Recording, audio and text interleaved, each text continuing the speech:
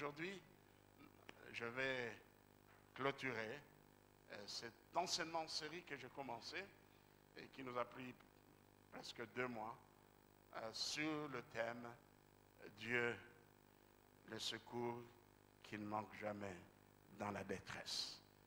Ces psaumes, ces messages est basé sur le psaume 18, un psaume de David. David lui-même nous relate, nous dit les circonstances de la rédaction de ce cantique. Je dis cantique parce que les psaumes étaient à l'origine des cantiques chantés, mais des cantiques inspirés par le Saint-Esprit. Et lui-même, au début, il introduit ce psaume, dit, lorsque Dieu le délivrait de ses ennemis et de la main du roi Saül. Amen. La main du roi Saül. Pour notre frère et les autres personnes qui sont venues pour la toute première fois, ce psaume, ou mon sermon, je l'ai divisé en 4 parties. La première partie va du premier verset jusqu'au verset 7e. Le premier verset jusqu'au verset 7e, où David décrit présente sa détresse et prie à l'Éternel. Donc, la situation de détresse de David est sa prière. La deuxième partie de ce psaume va du verset 8 au verset 20. Là, David prie, plutôt l'intervention divine. Dieu qui a écouté la prière de David vient à son secours. Et les termes que David emploie, le mot que David emploie, sont des mots tirés des éléments de la nature. Des éléments de la nature. Vous savez, les éléments de la nature constituent une forte armée. Le ciel, les étoiles, quand il parle du feu, Dieu peut envoyer la foudre, Dieu peut envoyer la pluie, Dieu peut se servir des éléments de la nature pour se venger.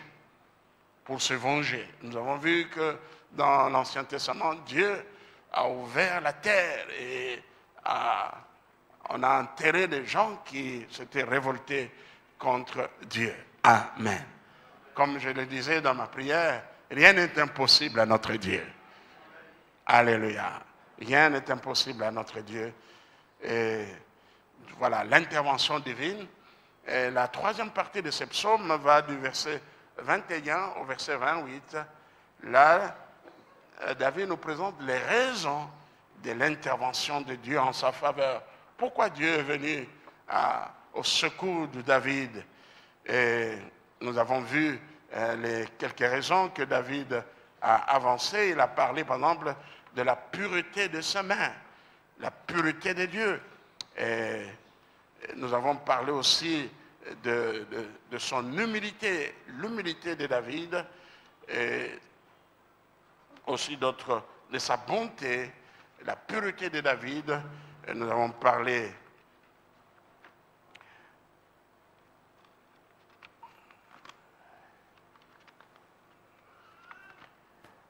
de son intégrité, de sa droiture, de son intégrité, sa droiture, sa bonté.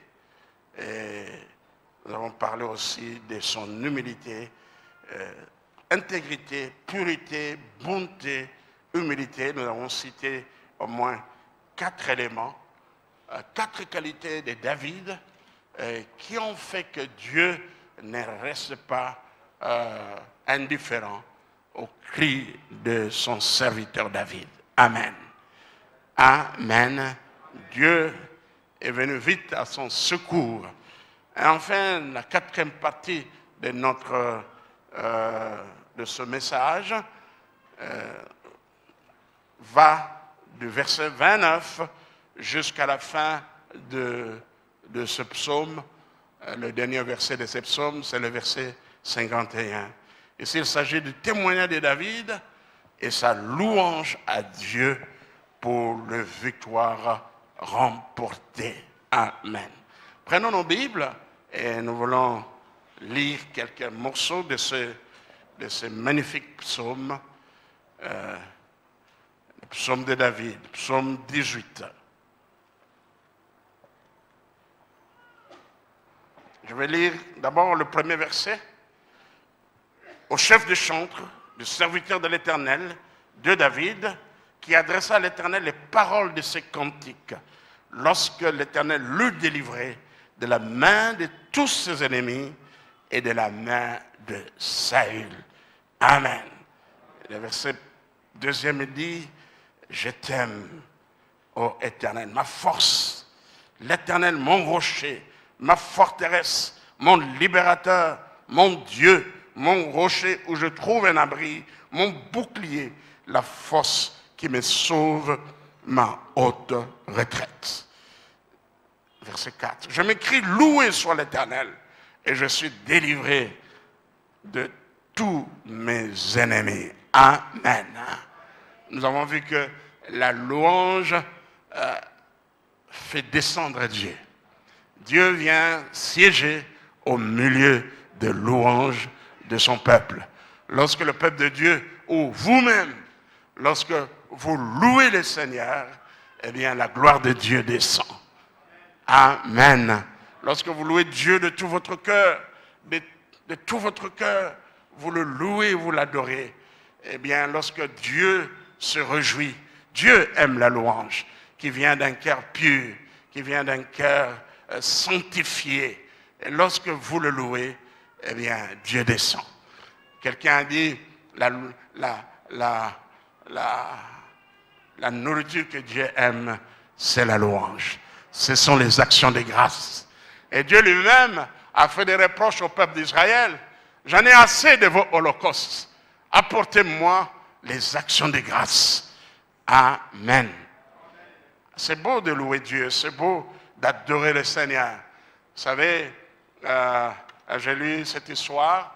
Je ne me rappelle plus de quel livre que j'ai lu cela. Souvent, nous allons à Dieu pour présenter nos requêtes. Dieu fait ceci pour moi. Dieu regarde ma situation. Dieu fait ceci pour moi. C'est notre droit. Amen. Parce que la Bible dit, Matthieu 7,7, demandez et l'on vous donnera. Cherchez et vous trouverez. Frappez et l'on vous ouvrira. Amen. C'est bien notre droit. Mais nous devons aller au-delà des requêtes. Nous devons apprendre à louer Dieu et adorer le Seigneur. S'il y a un besoin, vous présentez ce besoin à Dieu. Mais ne vous limitez pas par là, mais louez et adorez Dieu. Amen. D'ailleurs, nous avons comme modèle la prière de notre Seigneur dans Matthieu chapitre 6, qu'on appelle le Notre Père. Notre Père qui es aux cieux. La suite, que ton nom soit sanctifié. Et puis, que ton règne vienne.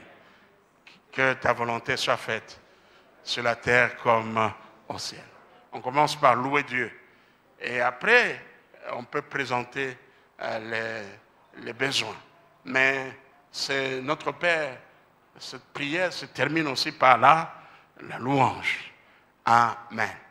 Donc la louange doit accompagner nos requêtes. Venez mardi, le pasteur Liliane Vernon sera ici avec nous pour un séminaire sur la prière.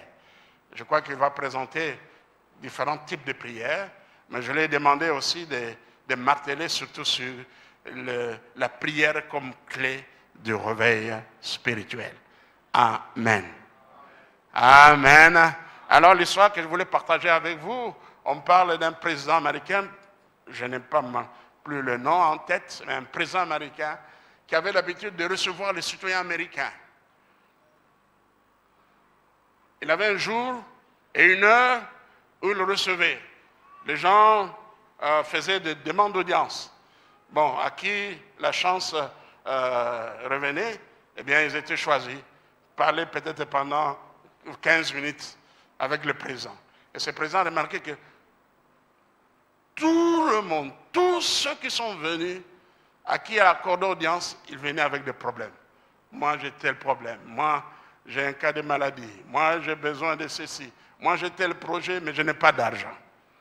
Mais il fut touché par une dame qui est venue, non avec son problème, mais il a appris que le président américain aimait un type de gâteau. Alors, cette maman, elle est venue tout simplement pour lui offrir ce cadeau-là. Amen. Alors, vous savez ce que cette maman a gagné? Elle a gagné une relation. Tous ceux qui venaient, le président américain l'aidait selon ses moyens, mais cette maman-là, elle a noué, le président a noué des relations avec cette maman. Cette maman est devenue une amie de la famille. Vous voyez la différence? Alléluia! Et lorsque nous louons Dieu ou si nous l'adorons, nous devenons des amis de Dieu. Dieu aime la louange qui vient d'un cœur sincère. D'un cœur sincère. Non, président, ce n'est pas pour « que puis-je faire pour vous, madame ?» On commence toujours par cette question. Que puis-je faire? Parce que tous ceux qui venaient, c'était avec des besoins. Il dit non. J'ai appris que vous aimez tel gâteau. Alors j'ai préparé ce gâteau et je te l'apporte. Quelle surprise. Une belle surprise. Et celle que maman a gagnée, plus que les autres. Amen. Peut-être qu'elle pouvait présenter plus tard ses besoins, mais elle a gagné une relation, une amitié avec ce président. Magnifique. Voilà. Je m'écris loué sur l'Éternel, verset 4, et je suis délivré de tous mes ennemis. Les liens de la mort m'avaient environné et les torrents de la destruction m'avaient épouvanté. Les liens du sépulcre m'avaient entouré. Le filet de la mort m'avait surpris. Dans ma détresse, j'ai invoqué l'Éternel. J'ai crié à mon Dieu de son palais. Il a entendu ma voix et mon cri est parvenu devant lui à ses oreilles. Amen. Oui, notre Dieu écoute la prière. Dieu écoute lorsque nous crions à lui. Oui, dans ma détresse, j'ai invoqué l'Éternel. J'ai crié à mon Dieu et de son palais, il a entendu ma voix et mon cri est parvenu devant lui à ses oreilles. Voilà, à partir du verset 8, David décrit l'intervention de Dieu. La terre fut ébranlée et tremblant. Le fondement des montagnes frémit et ils furent ébranlés parce qu'ils étaient irrités. Il s'élevait de la fumée dans ses narines, un feu dévorant sortait de la bouche. Il en jaillissait des charbons embrasés. Il abaissa les cieux et descendit. Il y avait une percée nuée sous mes pieds. Il était monté sur un chérubin et il volait. Il planait sur les ailes du vent. Il faisait des ténèbres sa retraite, sa tente autour de lui. Il était enveloppé des eaux obscures et de sombres nuages.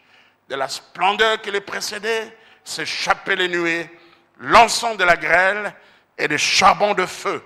L'Éternel tonna dans les cieux, les Très-Hauts fit retentir sa voix avec la grêle et les charbons de feu.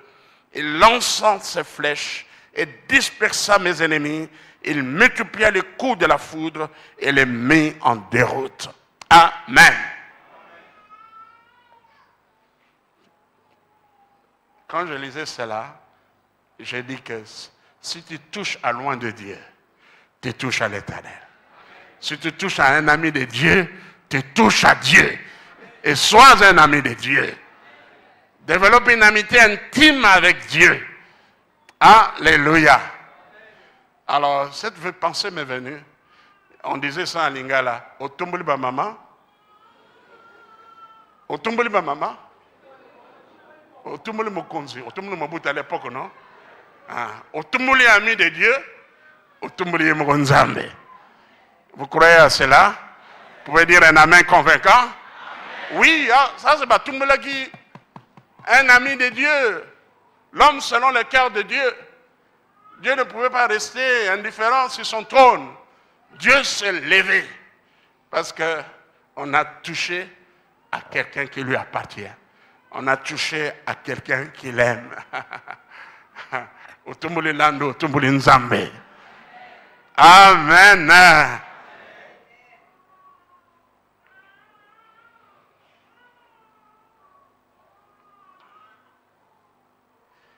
Verset 18.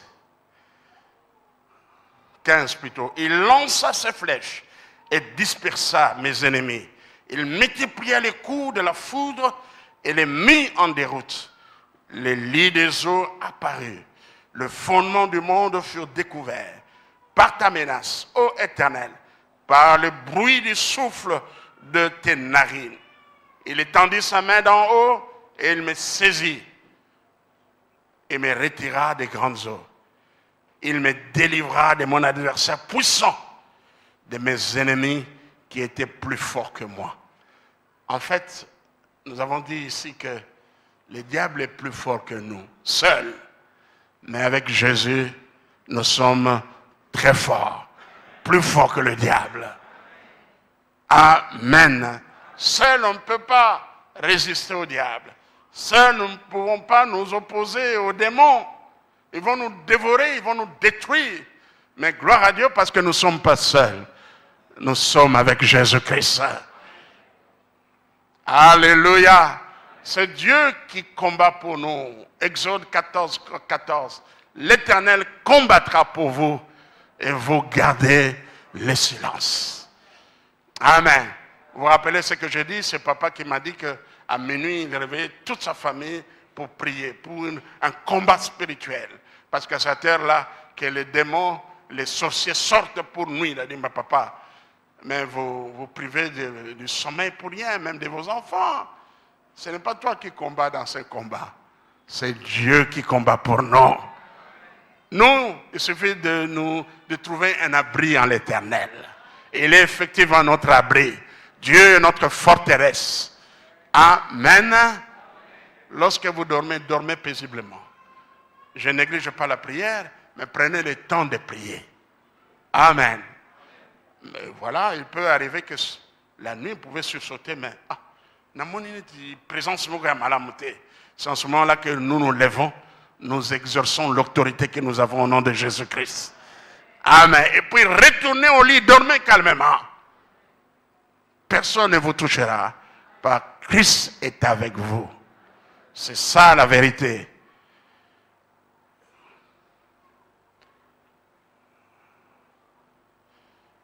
Verset 19. Il m'avait surpris au jour de ma détresse, mais l'Éternel fut mon appui. Alléluia. Soulignez cela. Mais l'Éternel fut mon appui. Il m'a mis au large, en sécurité. Il m'a sauvé parce qu'il m'aime. Voilà. Il m'a sauvé parce qu'il m'aime. Il m'a sauvé parce que j'ai une relation particulière avec lui. Il m'a sauvé parce qu'il me connaît. Il m'a sauvé parce qu'il connaît que je suis son disciple. Je suis son bien-aimé disciple. Amen. Il m'a sauvé parce qu'il sait que je le crains.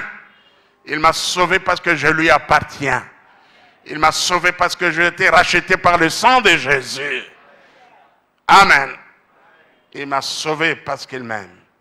L'Éternel m'a traité selon ma droiture. Et c'est maintenant, vous voyez, le verset 8 à 20, c'était l'intervention divine.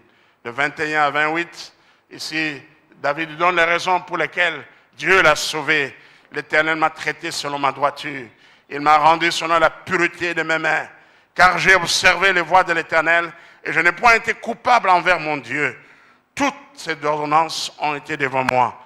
Et je ne me suis point écarté de ses lois. J'ai été sans reproche envers lui. Et je me suis tenu en garde contre mon iniquité.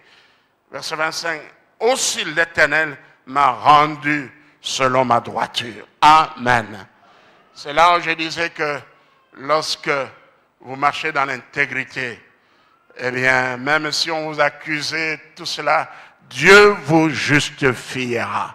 La vérité finit toujours par triompher. Amen. Laissez les autres comploter contre nous, mais Dieu nous justifiera. Amen. Nous ne pouvons pas empêcher les autres de comploter contre nous, de monter des coups contre nous. Mais celui qui est avec nous est plus grand. Celui qui est avec nous est très puissant. Le Dieu tout-puissant, celui qui est avec nous, nous justifiera. Amen. Avec celui qui est bon, tu te montres bon. Verset 26. Avec l'homme droit, tu agis selon la droiture. Avec celui qui est pur, tu te montres pur.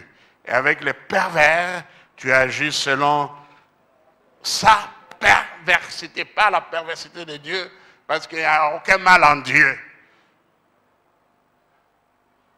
Dieu peut se servir des mêmes armes que vous venez pour attaquer son bien-aimé, et bien retourner cette arme contre toi-même. Voilà pourquoi je dis que ceux qui creusent de fossés sur votre chemin, ils tombent eux-mêmes. Qu'ils tombent dans ce piège eux-mêmes. Amen. Que les armes qui dirigent contre vous se retournent contre eux-mêmes. Alléluia. Oui, Dieu agit selon sa perversité du méchant. Tu sauves le peuple qui s'humilie et tu abaisses les regards hautains. Oui, tu fais briller ta lumière. Ma lumière, l'Éternel mon Dieu, éclaire mes ténèbres. Ici, nous sommes déjà dans la dernière partie de notre psaume, le témoignage de David et sa louange à Dieu pour les victoires remportées. Amen. David dit, avec toi, je me précipite sur une troupe en armes. Avec mon Dieu, je franchis une muraille. Les voies de Dieu sont parfaites. La parole de l'Éternel est éprouvée. Il est un bouclier pour ceux qui se confient en lui. Car qui est Dieu si ce n'est l'Éternel? Et qui est un rocher si ce n'est notre Dieu? C'est Dieu qui me ceint de force et qui me conduit dans ma voie, dans la voie droite. Amen. Frère, bienvenue. Vous connaissez ce chant qui dit « Qui est Dieu si ce n'est l'Éternel? Qui est le rocher si ce n'est notre Dieu? » Vous voyez bien monter?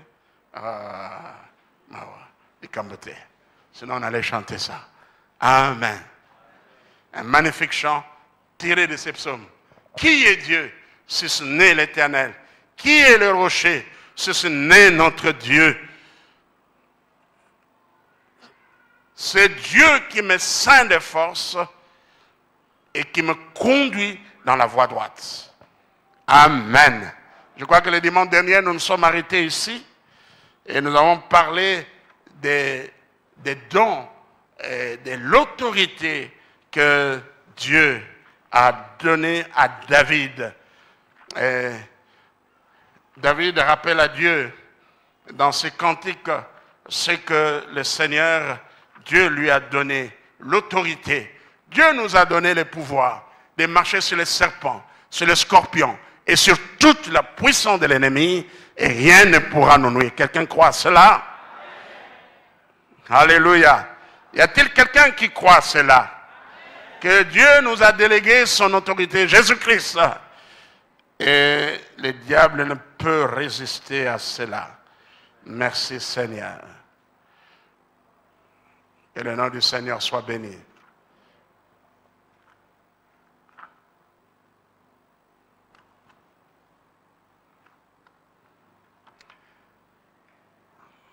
C'est Dieu qui me ceint de force. Nous avons l'autorité ici qui donne la force et qui me conduit dans la voie droite. Il rend mes pieds semblables à ceux de biche et me place sur mes lieux élevés. Il exerce mes mains au combat et mes bras tendent l'arc d'airain. Tu me donnes le bouclier de ton salut. Ta droite me soutient. Et je deviens grand par sa bonté. Tu élargis le chemin sous mes pas. Et mes pieds ne chancellent point. Je poursuis mes ennemis et je les atteins. Et je ne reviens pas avant de les avoir anéanti. Amen. Voilà, nous avons longtemps souligné ici que David est un vaillant guerrier, est un grand guerrier. Et il ne lâchait pas les ennemis. David exterminait tous ses ennemis. Amen. Il les exterminait.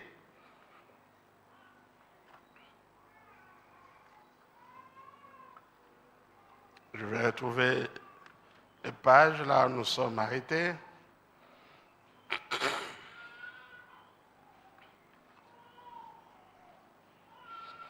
Voilà. À partir du verset 32, David énumère quelques dons, ou pour appeler autorité que Dieu lui accorde. David, c'est vaillant guerrier. Dieu le revêt de force. Dieu le revêt de force. Et nous avons dit que l'apôtre Paul fait allusion aussi à la force que Dieu nous donne, quand dans Éphésiens chapitre 3, verset 16, il dit « Je puis tout par celui qui me fortifie. » Amen. Et Dieu écarte tout ce qui pourrait s'opposer à sa marche et aplanit son chemin. Nous avons vu que Dieu lui a donné la vigueur et de l'activité aux affections qui sont comme les pieds de l'âme, afin que le fidèle court dans le sentier de ses commandements. Nous avons vu que Dieu lui a donné aussi la sagesse. Et nous avons vu aussi que Dieu lui a rendu capable de vaincre. Il l'a rendu capable de vaincre. Je poursuis la lecture. Verset 39. Je le brise et ils ne peuvent se relever. Ils tombent sous mes pieds. Tu me ceins de force pour le combat. Tu fais briller sous moi mes adversaires. Tu fais plier plutôt sous moi mes adversaires. Tu fais tourner le dos à mes ennemis devant moi et j'extermine ceux qui me haïssent. Amen. Je vais revenir à ces versets, mais permettez que je puisse terminer la lecture de ces psaumes jusqu'à la fin. Et nous allons revenir à quelques versets ici. Verset 42. Il crie et personne pour le sauver. Il crie à l'Éternel et il ne leur répond pas. Je le bois comme la poussière qu'emporte le vent.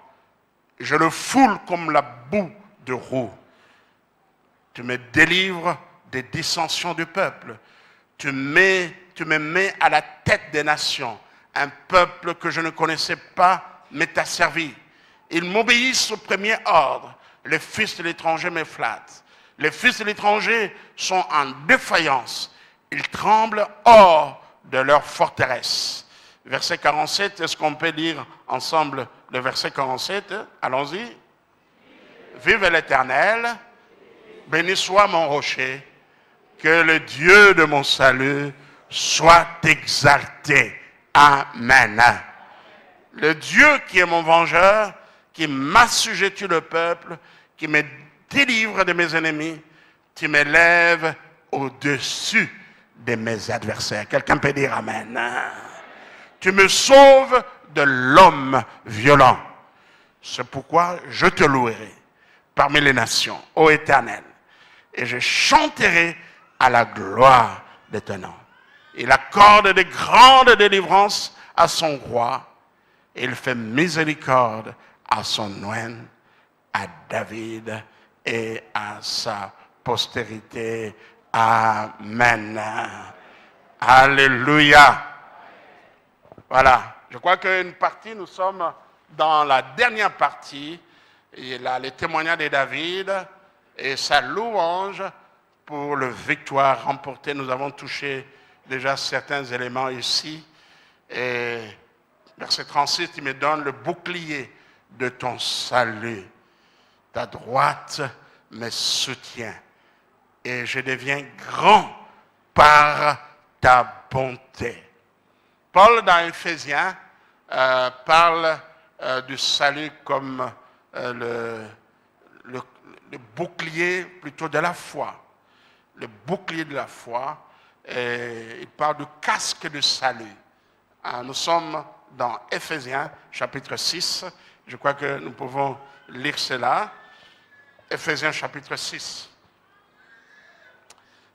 Les armes spirituelles. Là où l'apôtre Paul nous dit, il demande de revêtir de toutes les armes spirituelles afin de tenir ferme contre le ruse du diable. Éphésiens chapitre 6 à partir du verset 10e. Reste fortifiez-vous dans le Seigneur et par sa force toute puissante, revêtez-vous de toutes les armes de Dieu afin de pouvoir tenir ferme contre les ruses du diable. Car nous n'avons pas à lutter contre la chair et le sang, mais contre les dominations, contre les autorités, contre les princes de ce monde des ténèbres, contre les esprits méchants dans le lieu céleste. C'est pourquoi prenez toutes les armes de Dieu, afin de pouvoir résister dans le mauvais jour et tenir ferme après avoir tout surmonté. Tenez donc ferme et ayez à vos reins la vérité pour ceinture, revêtez la cuirasse de la justice, mettez pour chaussures à vos pieds les ailes que donne l'évangile de paix. Prenez par-dessus tout cela les boucliers de la foi, avec lesquels vous pourrez atteindre tous les traits enflammés de l'ennemi. Prenons aussi le casque du salut et l'épée de l'esprit qui est la parole de Dieu. Amen. Amen. Dans plusieurs passages de la Bible, même dans l'Ancien Testament, on se réfère à cela. Mais ici, David, il dit, tu me donnes le bouclier de salut. Je voulais juste comparer ce que David dit avec ce que l'apôtre Paul dit. L'apôtre Paul, dans Éphésiens, il parle la foi comme le bouclier. Et David, lui, il dit que Dieu lui donne le bouclier de ton salut. Amen. Et sa droite le soutient. Et je deviens grand par ta bonté. C'est Dieu qui élève. Amen. C'est Dieu qui élève. Le Dieu est souverain. Il élève qui il veut. Il abaisse qui il veut. Et dans sa bonté, David est devenu grand. Il élargit, tu élargis les chemins sous mes pas et mes pieds ne chancellent point. Que Dieu bénisse votre marche avec Jésus-Christ. Que votre chemin soit élargi. Amen. Soit élargi. Et David continue, je poursuis mes ennemis et je les atteins. Et je ne reviens pas avant de les avoir anéantis. Il était un homme déterminé. Attention, ne laissons aucune parcelle de notre vie au diable. Amen. Les enfants d'Israël ont commis l'erreur de laisser certains peuples autour d'eux. Et ils ont commis l'erreur de ne pas conquérir certains contrées. Et ces peuples qui étaient autour d'eux, et aussi ces contrées qui n'étaient pas conquises par les enfants d'Israël, ont été source de problèmes pour les Israélites. On ne fait pas du cadeau au diable. Amen. Dans la lutte, dans le combat spirituel contre le diable, on ne laisse pas de cadeaux. On ne laisse aucun terrain. Nous ne laissons aucun champ au diable. Que l'ennemi ne contrôle pas un aspect de votre vie. Soyez libérés totalement et complètement. Amen. Soyez libérés, délivrés totalement et complètement. Sinon, l'ennemi passera toujours par là pour vous avoir. J'ai écouté cette histoire de quelqu'un qui a vendu sa maison. Et l'acheteur pouvait jouir de cette maison. Mais dans la maison, cet homme a mis un clou. Il a dit, ce clou m'appartient. Voilà, ils ont signé des contrats, voilà, protocole d'accord, voilà, la maison m'appartient. Mais ce clou-là, c'est pour le propriétaire. Un clou dans une maison que vous avez achetée. Donc cet homme, quand il venait,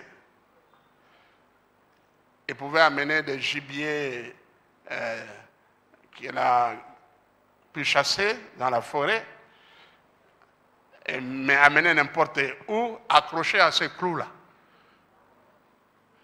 Parfois, les gibiers commençaient à se décomposer, à devenir nauséabondes et vraiment c'était plus agréable de rester dans la maison. Non, cet homme a acheté la maison, pas totalement. Amen. Ne laissez aucune parcelle de votre vie au diable. Amen. Que le diable ne contrôle pas un aspect de votre vie. Vous devez être libéré de tous les aspects de votre vie. Amen. Je ne sais pas si je me fais comprendre. Alléluia. Être libre. Nous devons détruire toutes les forteresses du diable, afin que l'ennemi ne revendique pas quelque chose en nous, dans votre vie. Je poursuis mes ennemis, je les atteins, et je ne reviens pas avant de les avoir anéantis. Je les brise et ne peuvent me se relever. Ils tombent sous mes pieds. Tu me ceins de force pour le combat. Tu fais plier sous moi mes adversaires. Tu me fais tourner, tu fais tourner le dos à mes ennemis devant moi et j'extermine ceux qui me haïssent. Voilà, ici, il y a une précision que je vais apporter. Nous devons prendre le terme, l'acharnement de David sous l'angle spirituel. La lutte que nous menons, ce n'est pas contre la chair. Nous ne luttons pas contre la chair. Nous luttons contre les esprits méchants, les esprits contre les démons. Alléluia. Lorsque nous comparons à l'évangile, l'évangile de Jésus-Christ nous appelle à aimer nos ennemis. Amen. Mais pas les diables. Nos ennemis, ce sont des êtres humains comme nous. Nous devons les aimer. Hein? Paul dit dans Romains 12, ne te laisse pas vaincre par le mal, mais triomphe le mal par le bien. Est-ce que tout le monde me comprend? Notre combat, ce n'est pas contre les hommes. Ils peuvent être nos ennemis, mais nous les laissons entre les mains de Dieu. Nous allons lire tout à l'heure un texte qui nous dit, ne vous vengez point vous-même, mais laissez à Dieu la vengeance. Car la Bible dit, la parole de Dieu dit, à moi la vengeance, à moi la rétribution. Mais dans le combat spirituel contre les diables, eh bien, il n'y a pas de merci. Il n'y a pas de quartier. On ne va pas laisser à l'ennemi les diables un quartier, une parcelle de notre vie. Non. Nous devons mener ce combat jusqu'à la libération totale et complète. Amen. Afin que personne ne soit asservi à Dieu dans un domaine d'une quelconque de notre vie. Lisons l'épître de Paul aux Romains, Romains chapitre 12.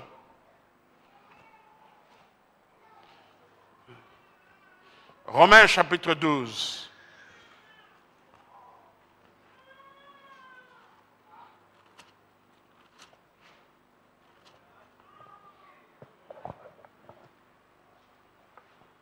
Romains Romains chapitre 12, à partir du verset 17 jusqu'au verset 21.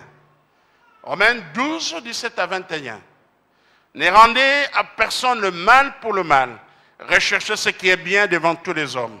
S'il est possible, autant que cela dépend de vous, soyez en paix avec tous les hommes. Ne vous vengez point vous-même, bien-aimés, mais laissez agir la colère.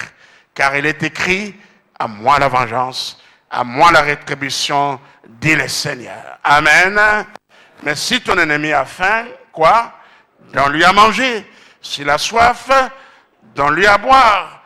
Car en agissant ainsi, ce sont des charbons ardents que tu amasseras sur sa tête.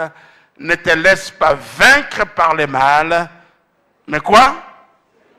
Surmonte le mal par le bien. Je veux même prendre le verset 14 de ces psaumes.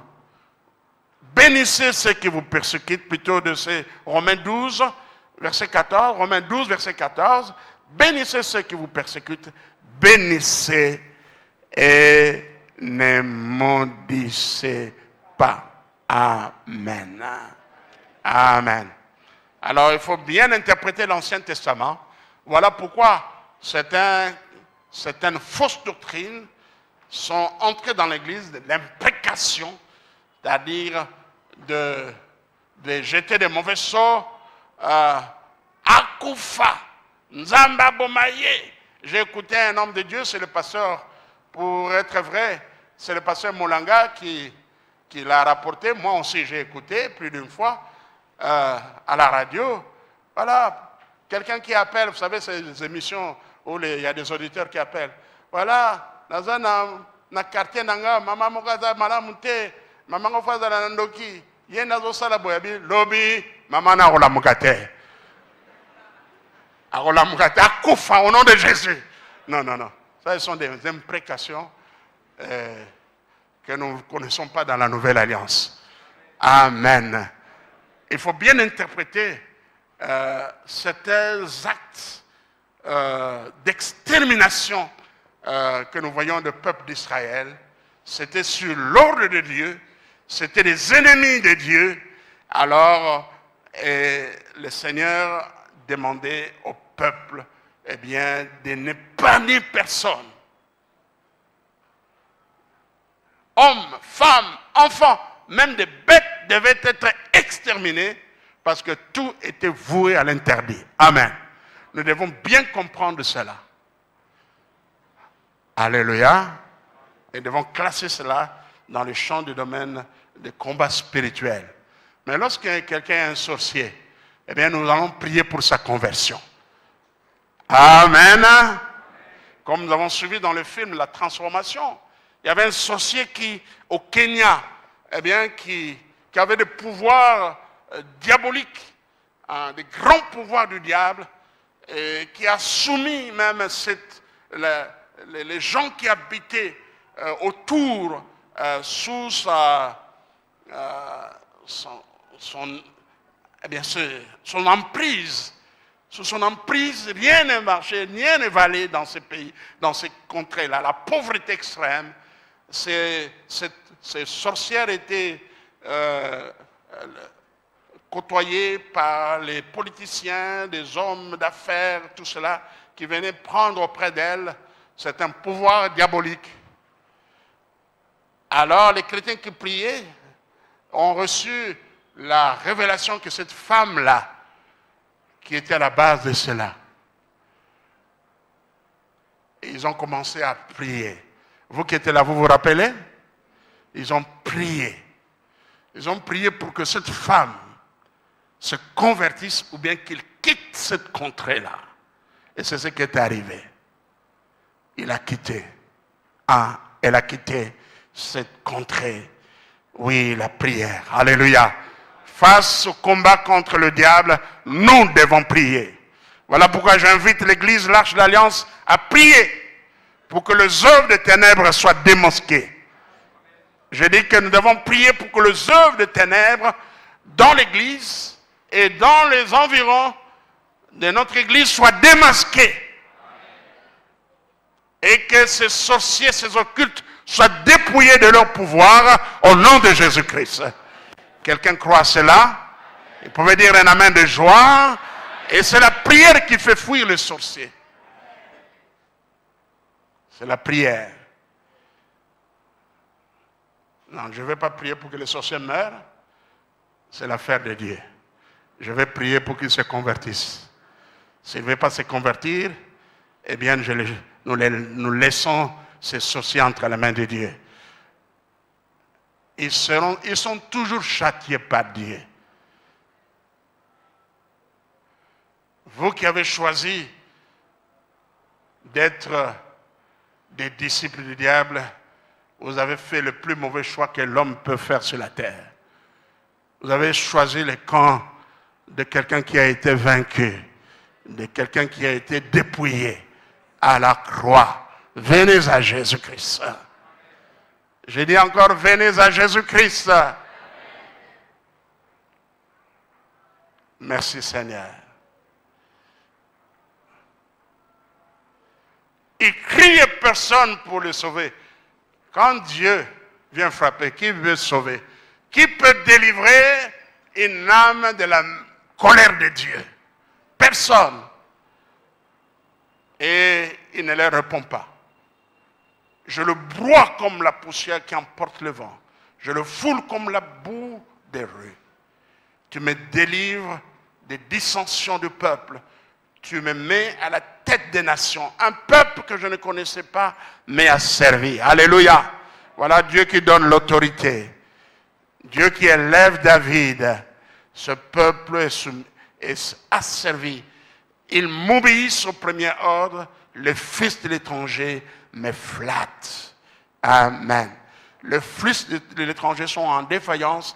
Ils tremblent hors de leur forteresse. Verset 47, j'aime. Vive l'Éternel. Est-ce que nous pouvons tous ensemble crier vive l'Éternel? Allons-y. Et béni soit mon rocher. Alors lisons tous ensemble à haute voix tous les versets 47. Lèvons-nous tous ensemble.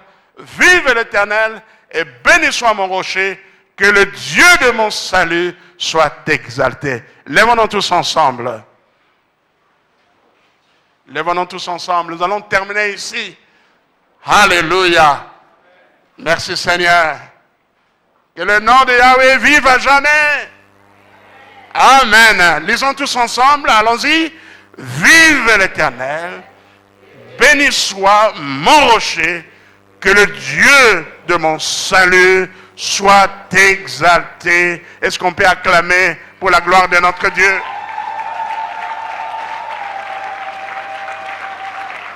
Et David termine en disant, il accorde de grandes délivrances à son roi. Notre Dieu est le Dieu de délivrance. Et que le Dieu de délivrance se révèle ce matin. Et qu'il libère les hommes qui sont encore sous l'emprise du diable, qui sont sous l'emprise des mauvais esprits. Au nom de Jésus, Dieu accorde de grandes délivrances. Et il fait miséricorde à son nom, à David et à sa postérité pour toujours. Alléluia. Alléluia. Nous acclamons très fort. Nous poussons des cris de joie. Merci Seigneur. Alléluia, alléluia. Alléluia, alléluia. Merci Seigneur. Gloire à Jésus. Gloire à Jésus. Alléluia, alléluia. Oh Seigneur, tu vois tous mes ennemis.